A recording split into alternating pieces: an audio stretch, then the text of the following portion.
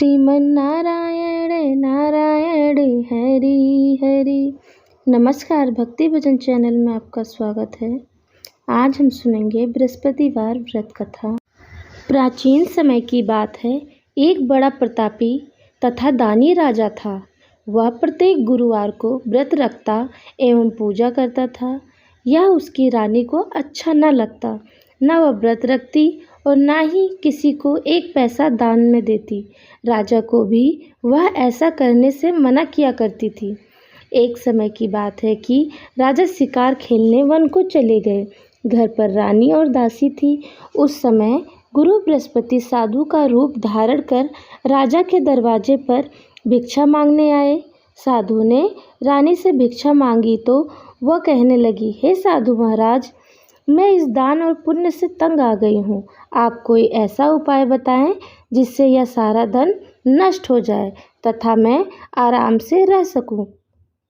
साधु रूपी बृहस्पति देव ने कहा, हे देवी, तुम तो बड़ी विचित्र हो। संतान और धन से कोई दुखी होता है? अगर तुम्हारे पास धन अधिक है तो इसे शुभ कार्यों में लगाओ जिससे तुम्हारे दोनों कुल सुधरे। परंतु साधु की इन बातों से रानी खुश नहीं हुई। उसने कहा, मुझे ऐसे धन की आवश्यकता नहीं जिसे मैं अन्य लोगों को दान दूं तथा जिसको संभालने में मेरा सारा समय नष्ट हो जाए। साधु ने कहा, यदि तुम्हारी ऐसी इच्छा है तो जैसा मैं तुम्हें बताता हूँ तुम वैसे ही करना। बृहस्पतिवार के दिन घर को गोबर से लीपना, अपने केशों को पीली मिट्टी से धोना, केशों को धोते समय स्नान करना, राजा से हजामत बनाने को कहना, भोजन में मांस मदिरा खाना, कपड़ा धोबी के यहाँ धुलने डालना। इस प्रकार 7 बृहस्पतिवार करने से तुम्हारा सब धन नष्ट हो जाएगा। इतना कहकर साधु बने बृहस्पति देव अंतर्ध्यान हो गए। साधु के कहे अनुसार करते हुए रानी को केवल 3 बृहस्पतिवार ही बीते थे कि उसकी समस्त धन संपत्ति नष्ट हो गई। भोजन के लिए परिवार तरसने लगा। एक दिन राजा रानी से बोला, हे रानी, तुम यहीं रहो, मैं दूसरे देश को जाता हूँ क्योंकि यहाँ पर मुझे सभी जानते हैं, इसीलिए मैं यहाँ कोई छोटा कार्य नहीं कर सकता। ऐसा कहकर राजा परदेश चला गया। वहाँ वह जंगल से लकड़ी काट कर लाता और शहर में बेचता। इस तरह वह अपना जीवन व्यतीत करने लगा। इधर राजा के बिना रानी और दासी दुखी रहने लगी। एक समय जब रानी और दासियों को 7 दिन भोजन के रहने पड़ा तो रानी ने अपनी दासी से कहा, हे दासी, पास ही के नगर में मेरी बहन रहती है। वह बड़ी धनवान है। तू उसके पास जा और कुछ ले आ ताकि थोड़ा बहुत गुजर बसर हो जाए। दासी रानी की बहन के पास गई। उस दिन बृहस्पतिवार था। रानी की बहन उस समय बृहस्पतिवार की कथा सुन रही थी। दासी ने रानी की बहन को अपनी रानी का संदेश दिया, लेकिन रानी की बहन ने कोई उत्तर नहीं दिया। जब दासी को रानी की बहन से कोई उत्तर नहीं मिला तो वह बहुत दुखी हुई। उसे क्रोध भी आया। दासी ने वापस आकर रानी को सारी बात बता दी। सुनकर रानी ने अपने भाग्य को कोसा। उधर रानी की बहन ने सोचा कि मेरी बहन की दासी आई थी परंतु मैं उससे नहीं बोली। इससे वह बहुत दुखी हुई। कथा सुनकर और पूजन समाप्त कर वह अपनी बहन के घर गई और कहने लगी, हे बहन, मैं बृहस्पतिवार का व्रत कर रही थी। तुम्हारी दासी गई परंतु जब तक कथा होती है तब तक ना उठते हैं और ना बोलते हैं, इसीलिए मैं नहीं बोली। कहो दासी, क्यों आई थी? रानी बोली, बहन, हमारे घर अनाज नहीं था। ऐसा कहते कहते रानी की आंखें भर आईं। उसने दासी समेत भूखा रहने की बात भी अपनी बहन को बता दी। रानी की बहन बोली, बहन देखो, बृहस्पति देव भगवान सबकी मनोकामना पूर्ण करते हैं। देखो, शायद तुम्हारे घर में अनाज रखा हो। यह सुनकर दासी घर के अंदर गई तो वहाँ उसे एक घड़ा अनाज का भरा मिला। उसे बड़ी हैरानी हुई क्योंकि उसने एक एक बर्तन देख लिया था। उसने बाहर आकर रानी को बताया। दासी रानी से कहने लगी, हे रानी, जब हमको अन्न नहीं मिलता तो हम व्रत ही तो रखते हैं, इसीलिए क्यों ना इनसे व्रत और कथा की विधि पूछ ली जाए, हम भी व्रत किया करेंगे। दासी के कहने पर रानी ने अपनी बहन से बृहस्पतिवार व्रत के बारे में पूछा। उसकी बहन ने बताया, बृहस्पतिवार के व्रत में चने की दाल और मुनक्का से विष्णु भगवान का केले की जड़ में पूजन करें तथा दीपक जलावें, पीला भोजन करें तथा कथा सुनें। इससे गुरु भगवान बृहस्पति प्रसन्न होते हैं, मनोकामना पूर्ण करते हैं। व्रत और पूजन की विधि बताकर रानी की बहन अपने घर लौट गई। रानी और दासी दोनों ने निश्चय किया कि बृहस्पति देव भगवान का पूजन जरूर करेंगे। 7 रोज बाद जब बृहस्पतिवार आया तो उन्होंने व्रत रखा। घुड़शाला में जाकर चना और गुड़ बीन लाई तथा उसकी दाल से केले की जड़ तथा विष्णु भगवान का पूजन किया। अब पीला भोजन कहाँ से आए? दोनों बड़ी दुखी हुई, परंतु उन्होंने व्रत किया था, इसीलिए बृहस्पति भगवान प्रसन्न थे। एक साधारण व्यक्ति के रूप में वे 2 थालों में सुंदर पीला भोजन लेकर आए और दासी को देकर बोले, हे दासी, यह भोजन तुम्हारे लिए और तुम्हारी रानी के लिए है, इसे तुम दोनों ग्रहण करना। दासी भोजन पाकर बहुत प्रसन्न हुई। उसने रानी को सारी बात बताई। उसके बाद से वे प्रत्येक बृहस्पतिवार को गुरु भगवान का व्रत और पूजन करने लगी। बृहस्पति भगवान की कृपा से उनके पास धन आ गया, परंतु रानी फिर पहले की तरह आलस्य करने लगी। तब दासी बोली, देखो रानी, तुम पहले भी इसी प्रकार आलस्य किया करती थी, तुम्हें धन रखने में कष्ट होता था, इसी कारण सभी धन नष्ट हो गया। अब गुरु भगवान की कृपा से धन मिला है तो फिर तुम्हें आलस्य होता है। बड़ी मुसीबतों के बाद हमने यह धन पाया है, इसीलिए हमें दान पुण्य करना चाहिए। अब तुम भूखे मनुष्यों को भोजन कराओ, प्याऊ लगवाओ, ब्राह्मणों को दान दो, कुआं, तालाब, बावड़ी आदि का निर्माण करवाओ, मंदिर, पाठशाला बनवाकर ज्ञान दान दो, कुंवारी कन्याओं का विवाह करवाओ, अर्थात धन को शुभ कार्यों में खर्चा करो, जिससे तुम्हारे कुल का यश बढ़े तथा स्वर्ग प्राप्त हो और पितर प्रसन्न हो। दासी की बात मानकर रानी शुभ कर्म करने लगी। उसका यश फैलने लगा। एक दिन रानी और दासी आपस में विचार करने लगी कि न जाने राजा किस दशा में होंगे। उनकी कोई खोज खबर भी नहीं आई। उन्होंने श्रद्धापूर्वक गुरु बृहस्पति भगवान से प्रार्थना की कि राजा जहाँ कहीं हो वो शीघ्र वापस आ जाएं। उधर राजा प्रदेश में बहुत दुखी रहने लगा। वह प्रतिदिन जंगल से लकड़ी बीन कर लाता और उसे शहर में बेचकर अपने दुखी जीवन को बड़ी कठिनता से व्यतीत करता। एक दिन दुखी हो अपनी पुरानी बातों को याद करके वह रोने लगा और उदास हो गया। उसी समय राजा के पास बृहस्पति देव साधु के वेश में आकर बोले, लक्कड़हारे, तुम इन सुनसान जंगल में किस चिंता में बैठे हो, मुझे बताओ। यह सुन राजा के नेत्रों में जल भर आया। साधु की वंदना कर राजा ने अपनी संपूर्ण कहानी सुना दी। महात्मा दयालु होते हैं। वे राजा से बोले, हे राजा, तुम्हारी पत्नी ने बृहस्पति देव के प्रति अपराध किया था, जिसके कारण तुम्हारी यह दशा हुई है।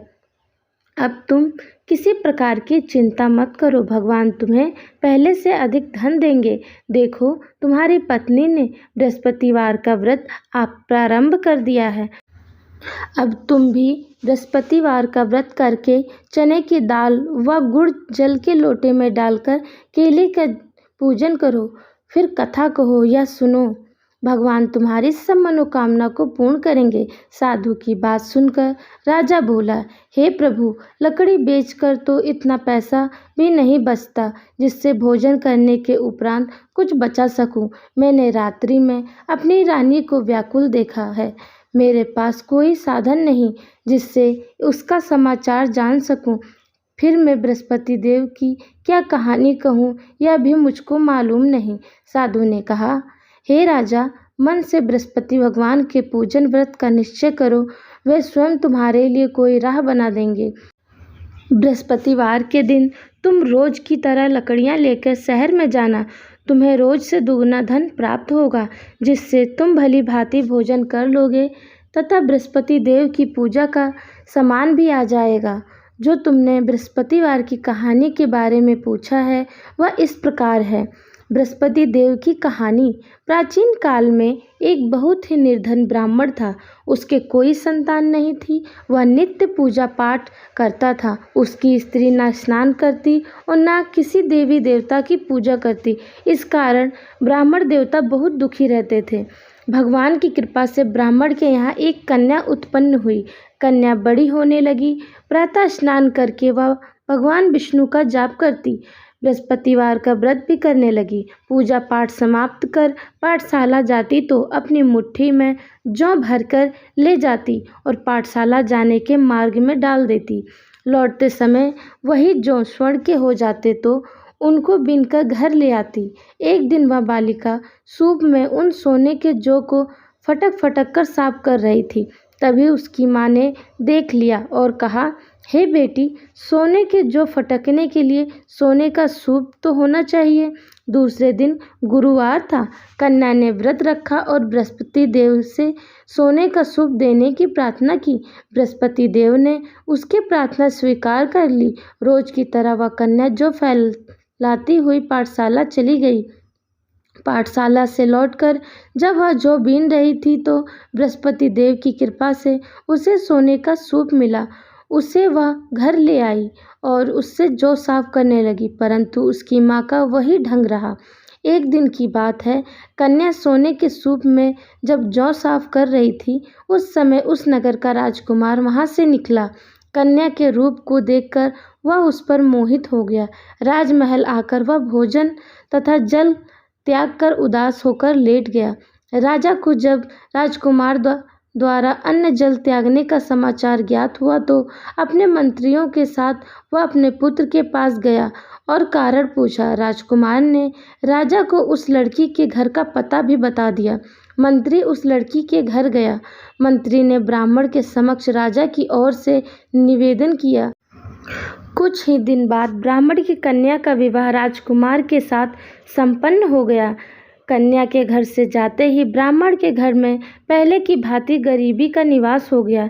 एक दिन दुखी होकर ब्राह्मण अपनी पुत्री से मिलने गए। बेटे ने पिता की अवस्था को देखा और अपनी माँ का समाचार पूछा। ब्राह्मण ने सभी का हाल का सुनाया।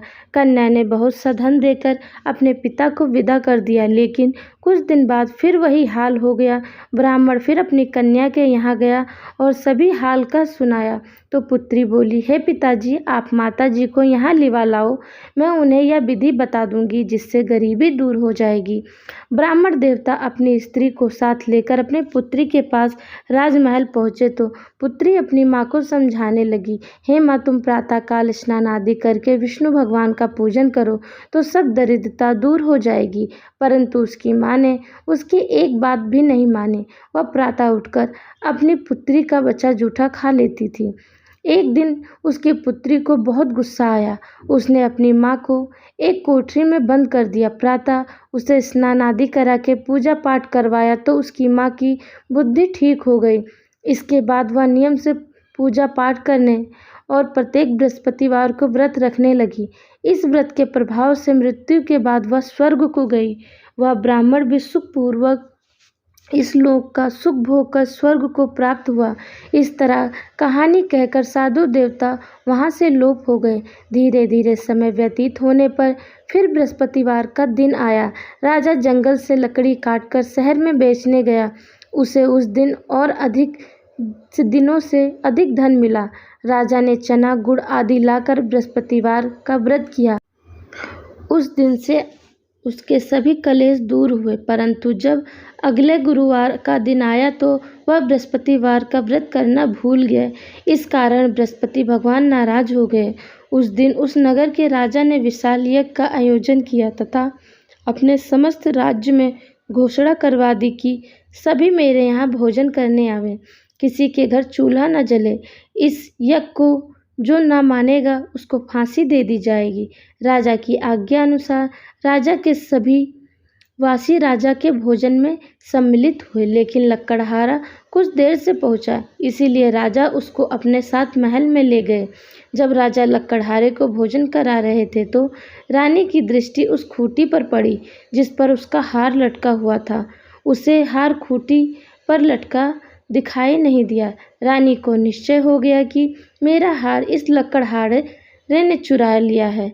उसी समय सैनिक बुलवाकर उसको जेल में डलवा दिया। लकड़हारा जेल में विचार करने लगा कि न जाने कौन से पूर्व जन्म के कर्म से मुझे यह दुख प्राप्त हुआ है, और जंगल में मिले साधु को याद करने लगा। तत्काल बृहस्पति देव साधु के रूप में प्रकट हो गए और कहने लगे, अरे मूर्ख, तूने बृहस्पति देवता की कथा नहीं की, इसी कारण तुझे दुख प्राप्त हुआ है। अब तू चिंता मत कर। बृहस्पतिवार के दिन जेल खाने के दरवाजे पर तुझे 4 पैसे पड़े मिलेंगे।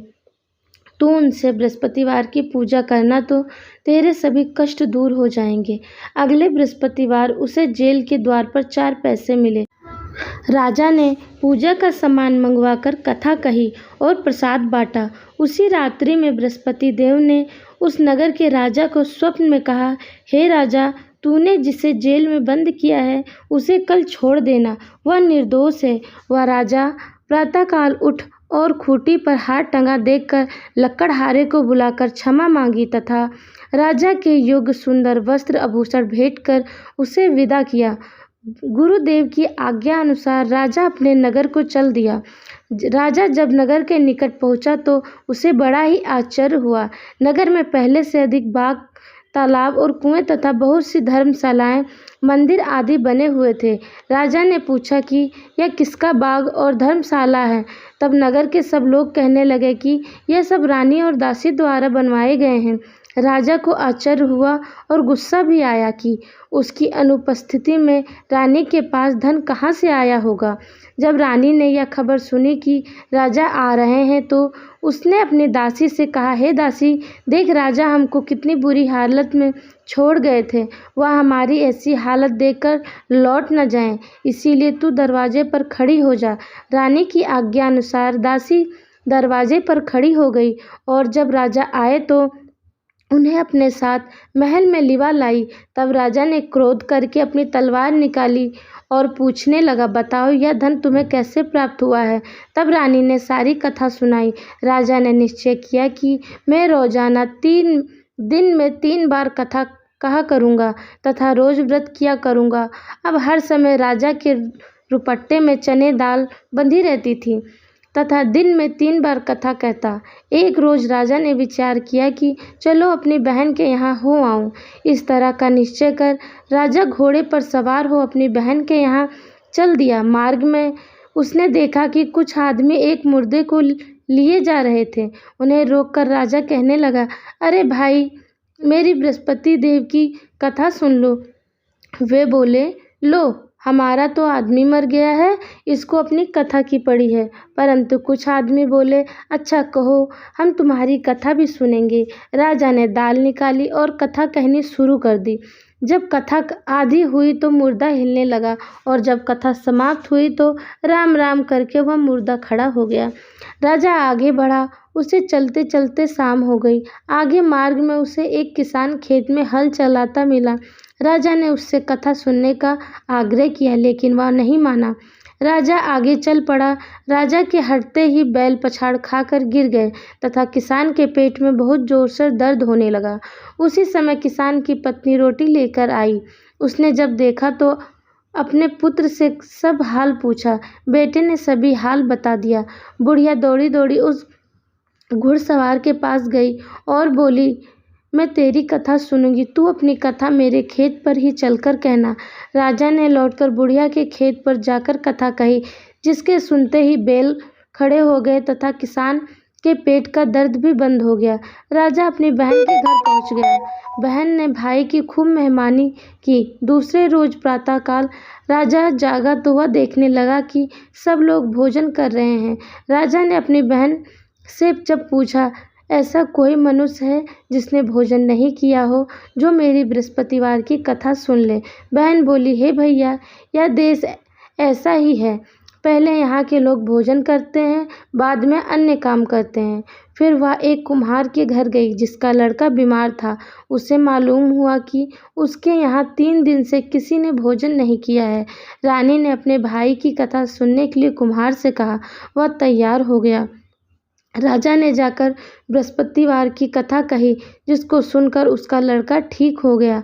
अब तो राजा की प्रशंसा होने लगी। एक दिन राजा ने अपनी बहन से कहा, हे बहन, मैं अब अपने घर जाऊंगा, तुम भी तैयार हो जाओ। राजा की बहन ने अपनी सास से अपने भाई के साथ जाने की आज्ञा मांगी। सास बोली, चली जा, परंतु अपने लड़कों को मत ले जाना, क्योंकि तेरे भाई की कोई संतान नहीं होती है। बहन ने अपने भाई से कहा, हे भैया, मैं तो चलूंगी, परंतु कोई बालक नहीं जाएगा।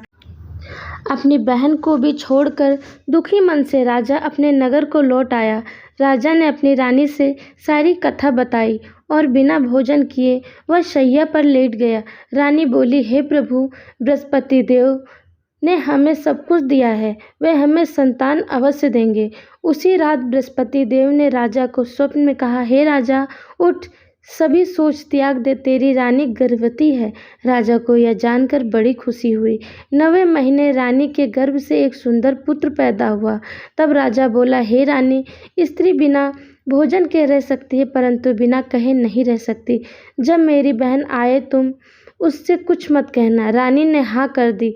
जब राजा की बहन ने यह शुभ समाचार सुना तो वह बहुत खुश हुई तथा बधाई लेकर अपने भाई के यहाँ आई। रानी ने तब उसे आने का उलाहना दिया। जब भाई अपने साथ ला रहे थे तब टाल गई, उनके साथ ना आई और आज अपने आप ही भागी भागी बिना बुलाए आ गई। तो राजा की बहन बोली, भाई, मैं इस प्रकार न कहती तो तुम्हारे घर औलाद कैसे होती। बृहस्पति देव सभी की मनोकामनाएं पूर्ण करते हैं। जो सद्भावना पूर्वक बृहस्पतिवार का व्रत करता है एवं कथा पढ़ता है अथवा सुनाता है और दूसरों को सुनाता है, बृहस्पति देव उसकी सभी मनोकामनाएं पूर्ण करते हैं, उनकी सदैव रक्षा करते हैं। जो संसार में सद्भावना से गुरुदेव का पूजन एवं व्रत सच्चे हृदय से करते हैं, जैसी सच्ची भावना से रानी और राजा ने बृहस्पति देव की कथा का गुणगान किया तो उनकी सभी इच्छाएं बृहस्पति देव ने पूर्ण की। अनजाने में भी बृहस्पति देव की उपेक्षा न करें, ऐसा करने से सुख शांति नष्ट हो जाती है। इसीलिए सबको कथा सुनने के बाद प्रसाद लेकर जाना चाहिए। हृदय से उनका मनन करते हुए जयकारा बोलना चाहिए। बोलो बृहस्पति भगवान की जय। श्री बृहस्पति भगवान की आरती। जय बृहस्पति देवा, ओम जय बृहस्पति देवा। छिन छिन भोग लगाऊं, कदली फल मेवा। ओम जय बृहस्पति देवा। तुम पूर्ण परमात्मा, तुम अंतर्यामी, जगत पिता जगदीश्वर, तुम सबके स्वामी। ओम जय बृहस्पति देवा, जय बृहस्पति देवा। चरणामृत निज निर्मल, सब पातक हरता, सकल मनोरथ दायक, कृपा करो भरता। ओम जय बृहस्पति देवा, ओम जय बृहस्पति देवा। तन मन धन अर्पण कर, जो जन शरण पड़े, प्रभु प्रकट तब होकर, आकर द्वार खड़े। ओम जय बृहस्पति देवा, जय बृहस्पति देवा। दीन दयाल दयानिधि, भगतन हितकारी, पाप दोष सब हरता, भवबंधन हारी। ओम जय बृहस्पति देवा, जय बृहस्पति देवा। सकल मनोरथ दायक, सब संशय हारी। विषय विकार मिटाओ संतन सुखकारी। ओम जय बृहस्पति देवा, जय बृहस्पति देवा। जो कोई आरती तेरी प्रेम सहित गावे, मन वांछित फल पावे। ओम जय बृहस्पति देवा।